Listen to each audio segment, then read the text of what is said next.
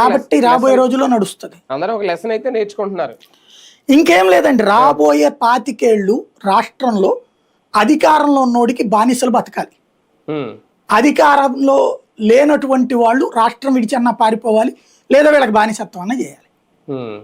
వ్యాపార పారిశ్రామికవేత్తలు అదే రాజకీయంగా అధికారంలో ఎవడుంటాడో వాళ్ళు చెప్పినట్టు అవసరమైతే వ్యాపారాలను రాసి ఇచ్చేయాలి, లేకపోతే భాగస్వామ్యాన్ని ఇచ్చేయాలి, లేకపోతే డబ్బులన్నా పంపించుకోవాలి.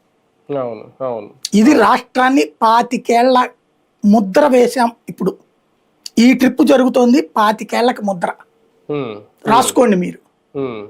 మార్చాలంటే ఈ ఇద్దరూ లేని ప్రభుత్వం రావాలి. అవును, అలాగే మూడో ప్రత్యామ్నాయం కూడా ఏమీ లేదు కదా. అదే అనేది, ఇద్దరు లేని ప్రభుత్వం వచ్చేదాకా ఈ దరిద్రం సాగుతుంది. సరే, ఇంకో విషయం, సంక్షేమానికి సంబంధించి దాదాపు ఏడాది అయిపోతుంది. మొన్న చంద్రబాబు నాయుడు గారు ఇంకా సీరియస్ గా స్టెప్ తీసుకోబోతున్నారా అన్నట్టుగానే ఒక ప్రకటన చేశారు. ఇక నెల నెల సంక్షేమ క్యాలెండర్ పెట్టండి, నెలకు పథకం విడుదల చేయండి అనేది. అయితే ఇప్పటికే సంక్షేమానికి సంబంధించి 2019 నుంచి బాగా చెప్పుకున్నారు జనాలందరికీ. జగన్మోహన్ రెడ్డి గారి హయాంలో ఆ నవరత్నాల కాన్సెప్ట్, లేదంటే ఆ వాలంటీరు, ఆ సచివాలయ వ్యవస్థ. ఓకే, ఇప్పుడు వాలంటీర్ వ్యవస్థ ఎలాగా లేదు.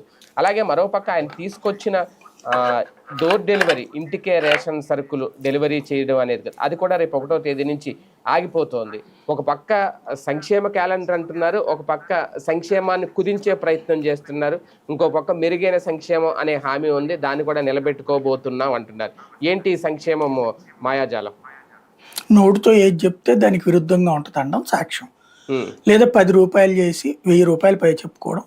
ఇదివరకు గనక పసుపు కుంకుమ కింద 10,000 వేసి ఒకళ్ళకి దక్కాల్సిన 1,00,000 నుంచి 10 లక్షల రూపాయల దాకా దక్కాల్సిన సంపూర్ణ రుణమాఫీ ఎగ్గొట్టి దానికి బదులుగా 10,000 రూపాయలు వేసేసి, అట్లాగే ఏడాదికి ఒకసారి వచ్చేటటువంటి 0 వడ్డీ రుణాలు కూడా ఇవ్వకుండా చివరిలో ఆ 10,000 వేసేసి ఇదే 1,00,000 అనుకో, ఇదే